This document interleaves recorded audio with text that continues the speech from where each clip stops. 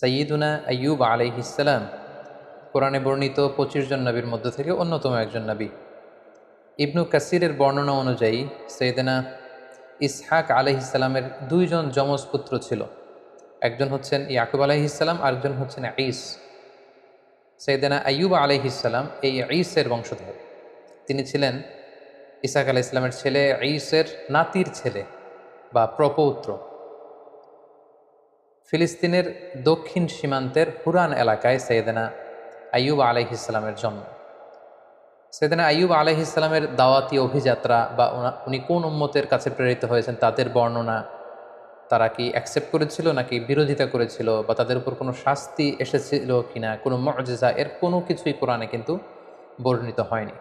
কোরআনে যে বর্ণনাটি এসেছে কেবলমাত্র দুটি সূরায় সৈয়দনা আইয়ুব আলাইহিসসালামের ব্যাপারে আমরা জানতে পারি, যেখানে আল্লাহ তাআলা বলেছেন যে আইয়ুব আলাইহিসসালামকে আল্লাহ তাআলা কঠিন পরীক্ষায় ফেলেছিলেন।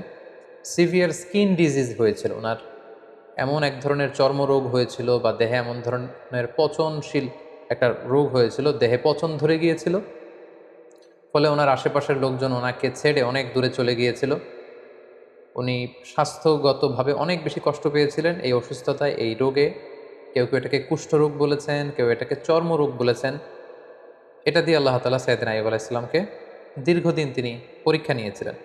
পাশাপাশি ওনার অনেক সম্পদ ছিল, এই সম্পদগুলো ধ্বংস হয়ে গিয়েছিল, ওনার ছেলেমেয়েরা ইন্তেকাল করেছিল।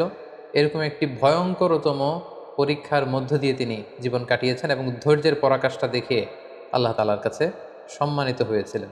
তিনি এতটাই ধৈর্যের উৎকৃষ্ট নমুনা স্থাপন করতে পেরেছিলেন যে আল্লাহ তাআলা ওনাকে সবের বলে আখ্যা দিয়েছেন, অর্থাৎ ধৈর্যশীল এবং নে'মাল আবদ বা অতি উত্তম বান্দা, সুন্দর বান্দা বলে সূরা সদে আল্লাহ তাআলা উল্লেখ করেছিলেন।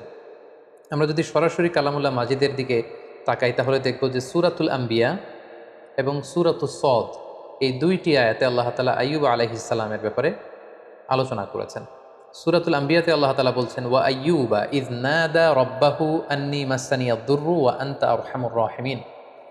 অর্থাৎ হে নবী, স্মরণ করুন আমার প্রিয় বান্দা আইয়ুব আলাইহিসসালামের কথা, যখন তিনি তার রবকে ডেকেছিলেন, মানে আল্লাহ তাআলাকে ডেকে আইয়ুব আলাইহিসসালাম বলেছিলেন যে আন্নী মাসসানিয়াদ দুররু, হে আল্লাহ, আমাকে রোগ পেয়ে বসেছে, কষ্ট পেয়ে বসেছে, আমি রোগাক্রান্ত, আমি জরাগ্রস্ত, আমি রোগাগ্রস্ত। ওয়া আনতা আরহামুর রাহিমিন, আল্লাহ আপনি তো মেহেরবান, আপনি তো দয়াময়, আপনি সব দয়াময়ের চাইতে বড় দয়াময়। দেখেন, এত দীর্ঘদিন আইয়ুব আলাইহিসসালাম প্রায় ১৩ বছর এই সিভিয়ার স্কিন ডিজিজ বা চর্মরোগে আক্রান্ত হয়েও তিনি আল্লাহকে বলেন যে আল্লাহ আপনি আমাকে রোগ নিরাময় করে দেন, আপনি আমাকে শিফা দেন, আপনি আমাকে সুস্থ করে দেন। এটা বলেননি, এটা ওনার একটা অ্যাটিটিউড। আমরা যদি রোগাক্রান্ত হই, শিফা চাওয়া, সুস্থ হওয়ার জন্য দোয়া করা, এটা জায়েজ আছে, শুধু জায়েজই নয়, এটি সুন্নাহ। রাসূল সাল্লাল্লাহু আলাইহি ওয়াসাল্লাম নিজেও শিফার জন্য দোয়া করতেন। কিন্তু সাইয়্যিদুনা আইয়ুব আলাইহিসসালাম এক্ষেত্রে ব্যতিক্রম। তিনি আল্লাহ তাআলার কাছে দোয়া করেন যে আল্লাহ আমাকে সুস্থ করে দেন। তিনি কি বলেছেন? তিনি বলেছেন আন্নী মাসসানিয়াদ দুর, হে আল্লাহ আমার কষ্ট হচ্ছে, আল্লাহ আমাকে রোগ পেয়ে বসেছে, আমি রোগাক্রান্ত, আর আপনি তো মেহেরবান। এতটুকু বলেছেন। কারণ ওনার অ্যাটিটিউডটা হচ্ছে এরকম, রোগ দিয়েছেন আল্লাহ, আমি যে কষ্ট পাচ্ছি এটাও দেখছেন আল্লাহ। সো আল্লাহ যদি রোগ দিয়ে খুশি, আমি রোগ পেয়ে খুশি, তাই এই রোগ আমার থেকে উঠিয়ে নেন এটা আমি বলতে পারবো না। আমাকে শিফা দেন, এই রোগ আমার থেকে দূর করেন, আমি এটা বলতে চাই না। আমার কি অবস্থা, আমার কতটুকু কষ্ট যন্ত্রণা আল্লাহ তাআলা দেখছেন। তাই তিনি বলেছিলেন, হে আল্লাহ আমাকে রোগ পেয়ে বসেছে, আমি রোগাক্রান্ত আল্লাহ, আর আপনি তো মেহেরবান, আমি রোগী আর আপনি তো দয়াময়।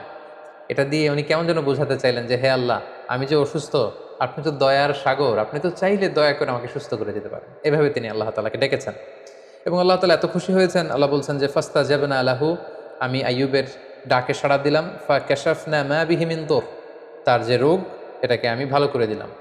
কোন রোগে আক্রান্ত হয়েছিলেন এ ব্যাপারে সুস্পষ্ট কিছু জানা যায় না, যদিও অনেক মুফাসসিরিন ইকরাম অনেক ধরনের মন্তব্য করেছেন।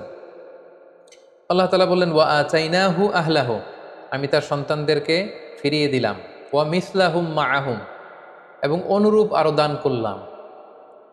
মুফাসসিরিন ইকরাম বলেছেন যে আইয়ুব আলাইহিস সালামের ৭ সন্তান ছিল, মোট ১৪ জন সন্তান ছিল, ৭ জন ছেলে ৭ জন মেয়ে।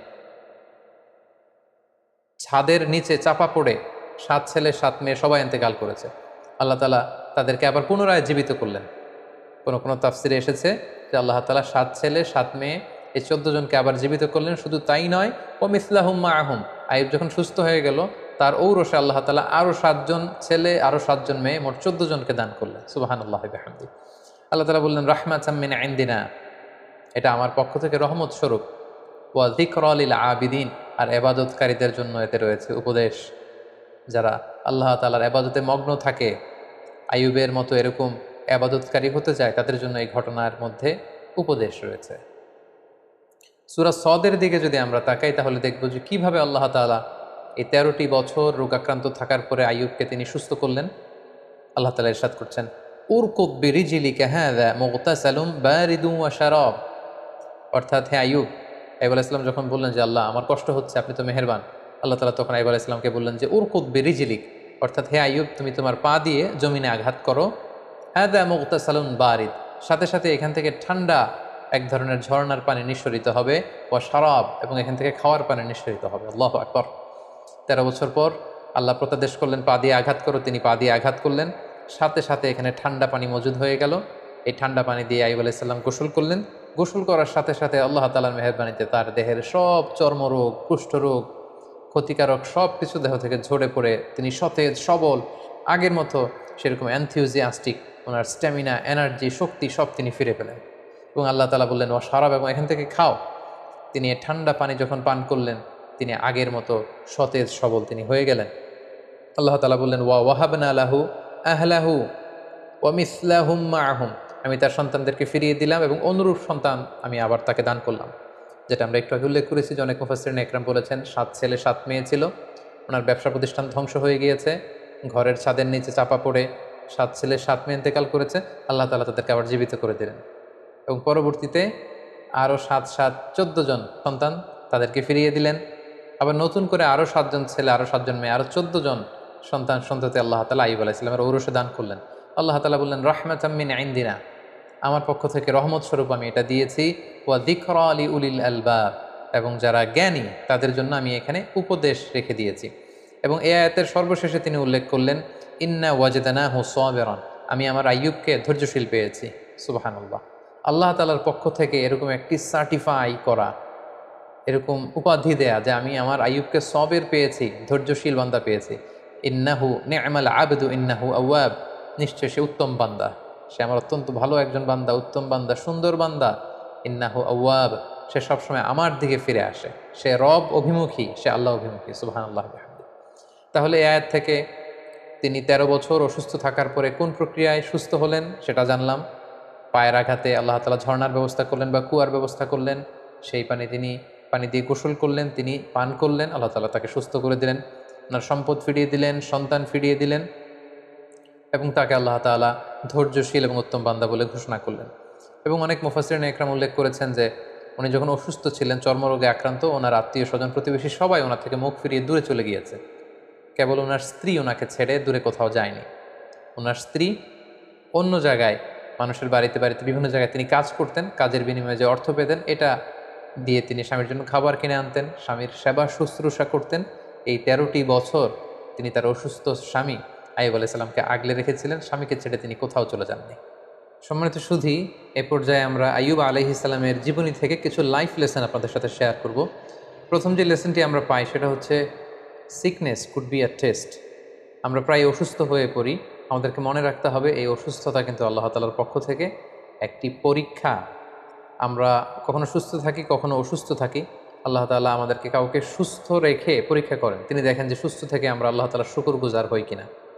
আবার মাঝে মাঝে তিনি আমাদেরকে অসুস্থ করেও তিনি আমাদেরকে পরীক্ষা করেন, তিনি দেখতে চান যে অসুস্থ অবস্থায় আমরা ধৈর্য ধারণ করি কিনা।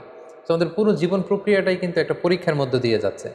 আমরা কেউ ধনী, কেউ গরিব, কাউকে আল্লাহ ধনী বানিয়ে পরীক্ষা করেন, কাউকে গরিব বানিয়ে পরীক্ষা করেন, কাউকে সুস্থ রেখে পরীক্ষা করেন, কাউকে অসুস্থ রেখে পরীক্ষা করেন। সো অসুস্থতা কিন্তু আল্লাহ তাআলার পক্ষ থেকে একটি বড় পরীক্ষা, এবং এই অসুস্থ অবস্থায় আমরা সঠিক সময়ে সঠিক রেসপন্সটুকু করছি কিনা, দ্যাট ইজ দ্য কোশ্চেন। এবং আমরা ধৈর্যশীল বান্দাদের অন্তর্ভুক্ত হচ্ছি কিনা সেটা হচ্ছে আমাদের দেখবার বিষয়। আমরা যারা অসুস্থ থাকি, আমরা আসলে কতটুকু অসুস্থতা ভোগ করছি। কেউ আমরা 2 মাস, 3 মাস, 4 মাস অসুস্থ থেকে অনেক সময় বলি যে আমার থেকে অসুস্থতা যাচ্ছে না, আল্লাহ তাআলা কি আমাকে দেখেন না, তিনি কি আমাকে সুস্থ করবেন না? আমরা কি একটু আইয়ুব আলাইহিস সালামের জীবনের দিকে খেয়াল করেছি?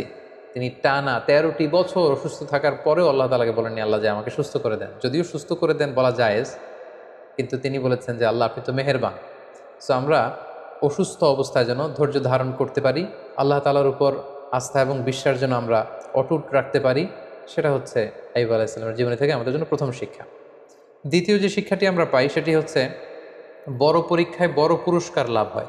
আল্লাহর হাবিব সাল্লাল্লাহু আলাইহি ওয়াসাল্লাম ইরশাদ করেছেন, ইন্না ইযামাল জাযাই মা ইযামিল বালা, অর্থাৎ পরীক্ষা যদি বড় হয় সেটার পুরস্কারও হতে হয় বড়। আমরা যদি আইয়ুব আলাইহিস সালামের জীবনের দিকে দেখি যে তিনি কত বড় পরীক্ষা দিয়েছেন। আমরা 1 মাস 2 মাস অসুস্থ থাকলেই বলি যে আল্লাহ তাআলা কি আমাকে দেখে না, আমি কতটা অসুস্থ, তিনি কি আমাকে সুস্থ করবেন না? কিন্তু আইয়ুব আলাইহিস সালাম টানা 13 বছর তিনি অসুস্থ ছিলেন। এটার কারণে তার পুরস্কারটাও ঠিক সেই রকম বড়।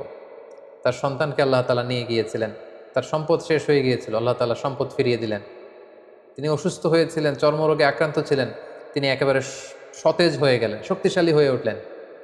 যে সন্তানগুলো ইন্তেকাল করেছিল আল্লাহ জীবিত করে দিলেন, নতুন সেই পরিমাণে সন্তান সন্ততি আল্লাহ তাআলা তার ঔরসে দান করলেন। এই যে অভাবনীয় নাজ নেয়ামত আল্লাহ তাআলা কেন দিয়েছেন? কারণ তার পরীক্ষাটা ছিল অত্যন্ত ভয়ঙ্কর। পরীক্ষা যদি বড় হয় তার পুরস্কারও বড়। এবং নবীদের জীবনে যদি আমরা খেয়াল করি তাহলে দেখব যে নবীদেরকে আল্লাহ তাআলা অনেক বড় বড় পরীক্ষা নিয়েছেন। আল্লাহর হাবিব সাল্লাল্লাহু আলাইহি ওয়াসাল্লাম বলেছেন যে আসাদ্দুন নাসি বালাআন আল আম্বিয়া, মানুষদের মধ্যে থেকে আল্লাহ তাআলা সবচেয়ে বেশি বালা মুসিবতে ফেলেছেন নবীদেরকে। সুম্মাল আমসাল ফাল আমসাল, এরপরে নবীদের পরবর্তীতে যাদের অবস্থান তাদেরকে। এবং ফাইয়ুবতালা রজুলু আলা হাসাবি দীনি, ব্যক্তির দিনদারি অনুসারে তাকে আল্লাহ তাআলা পরীক্ষা নিয়ে থাকেন। যে যত আল্লাহওয়ালা তার জীবনে পরীক্ষা তত বেশি। সো আপনি যদি খুব বেশি পরীক্ষার সম্মুখীন হন, জীবনে যদি আপনার খুব বেশি স্ট্রাগল করতে হয়, আপস অ্যান্ড ডাউনস থাকে, বারবার অসুস্থ হয়ে পড়েন, তার মানে এই না যে আল্লাহ তাআলা আপনাকে পছন্দ করছেন না, বরং আল্লাহ তাআলা আপনাকে বেশি পছন্দ করেন বলেই, বরং আল্লাহ তাআলা আপনার সম্মান মর্যাদা আরও বাড়িয়ে দিতে চান বলেই আল্লাহ তাআলা আপনাকে বেশি বেশি পরীক্ষা করেন এবং অসুস্থ রাখেন। আমরা অনেক সময় বিপদে পড়লে, মুসিবতে পড়লে, অসুস্থ হলে অসন্তুষ্ট হই। আর সাহাবারা বিপদে না পড়লে, অসুস্থ না হলে তারা চিন্তিত হয়ে যেতেন। সাহাবীদের যখন অসুস্থতা আসতো না, কোনো বিপদ আসতো না, তখন ওনারা চিন্তা করতেন, হায় রে, আল্লাহ তাআলা কি আমাকে পছন্দ করেন না? তাহলে আল্লাহ তাআলা আমাকে পরীক্ষা নিচ্ছেন না কেন? আমার জীবনে কোনো বিপদ আসছে না কেন? আমার জীবনে কোনো অসুস্থতা নেই কেন? তার মানে আল্লাহ তাআলা কি আমাকে কম পছন্দ করছেন? ওনারা সবসময় এটা নিয়ে চিন্তিত থাকতেন। আর আমরা বিপদে পড়লে চিন্তিত হয়ে পড়ি। সম্মানিত শুধু মুমিন জীবনে বিপদ আসা এটা একেবারে ওতপ্রোতভাবে জড়িত, এটা আসবেই। আল্লাহ তাআলা বলছেন, ওয়ালা নাবলুওয়ান্নাকুম বিশাইইম মিনাল খাউফি ওয়াল জুই ওয়া নাকসিম মিনাল আমওয়ালি ওয়াল আনফুসি ওয়াস সামারাত, আমি আল্লাহ তাআলা অবশ্যই অবশ্যই তোমাদেরকে পরীক্ষা করব। কি দিয়ে পরীক্ষা করব? মিনাল খাউফ, ভীতিকর পরিস্থিতির মধ্য দিয়ে তোমাদেরকে যেতে হবে। ওয়াল জু, খাদ্য ঘাটতি ঘটবে, ক্ষুধার জ্বালায় কষ্ট পেতে হবে তোমাদেরকে। ওয়া নাকসিম মিনাল আমওয়াল, সম্পদের ঘাটতি হবে। ওয়াল আনফুস, তোমাদের প্রিয়জনদেরকে কখনো কখনো হারানো লাগতে পারে। ওয়াস সামারাত, তোমাদের সম্পদ নষ্ট হবে, ফল ফসল নষ্ট হবে, দুর্যোগ আসবে, প্রাকৃতিক দুর্যোগ। এই নানা ধরনের ঝঞ্ঝা বিক্ষুব্ধ পরিস্থিতির মধ্যে দিয়ে তোমাকে যেতে হবে, আর আমি তোমাদেরকে পরীক্ষা করবই করব। সো বিশ্বাসীদের জীবনে পরীক্ষা আসা, পরীক্ষা থাকা, ইটস এ মাস্ট, এটা থাকবে। আর পরীক্ষার মধ্য দিয়ে আল্লাহ তাআলা বান্দার সম্মান এবং মর্যাদাকে বাড়ান। আর মনে রাখতে হবে, পরীক্ষা যত বড়, উত্তীর্ণ হতে পারলে এটার পুরস্কারও অনেক বড়। সাইয়েদনা আইয়ুব আলাইহিস সালামের এই জীবনীতে আমরা এটা দেখতে পেয়েছি। সবশেষে যে শিক্ষাটি আমরা পাই সেটি হচ্ছে, একটি শান্তিপূর্ণ জীবনের জন্য, একটি প্রশান্ত লাইফের জন্য একজন নেককার স্ত্রী, লাইফমেট বা সোলমেট খুবই জরুরি। যে যিনি সবসময় স্বামীকে সাপোর্ট করবেন, স্বামীর সেবা সহযোগিতায় নিজেকে বিলিয়ে দেবেন, এরকম একজন নেককার স্ত্রী থাকাটা জীবনে সফল হওয়ার ক্ষেত্রে অনেক বড় ভূমিকা রাখে। যেটা আমরা আইয়ুব আলাইহিস সালামের জীবনীতে কিন্তু দেখেছি, যে ওনার আত্মীয় স্বজন, পাড়া প্রতিবেশী সবাই যখন ওনাকে ছেড়ে চলে গিয়েছে, ওনার স্ত্রী কিন্তু ওনাকে ছেড়ে যায়নি। ওনার স্ত্রী ওনাকে আগলে রেখেছে, ওনাকে সাপোর্ট করেছে, ওনাকে শেল্টার দিয়েছে, ওনাকে মানসিকভাবে সহায়তা করেছে। এজন্য এরকম একজন নেককার স্ত্রী আমাদের প্রত্যেকের জীবনে দরকার। আল্লাহ তাআলা এরকম একজন লাইফমেট আমাদের জন্য নসিব করুন, এবং নবীদের দেখানো পথে এবং মতে আমরা যেন আমাদের জীবন পরিচালনা করতে পারি, তিনি আমাদেরকে তৌফিক দান করুন। হাদা মা ইনদি ওয়াল ইলমু ইনদাল্লাহ, আলাইহি তাওয়াক্কালতু ওয়া ইলাইহি উনীব। ওয়াসসালামু আলাইকুম ওয়া রাহমাতুল্লাহ।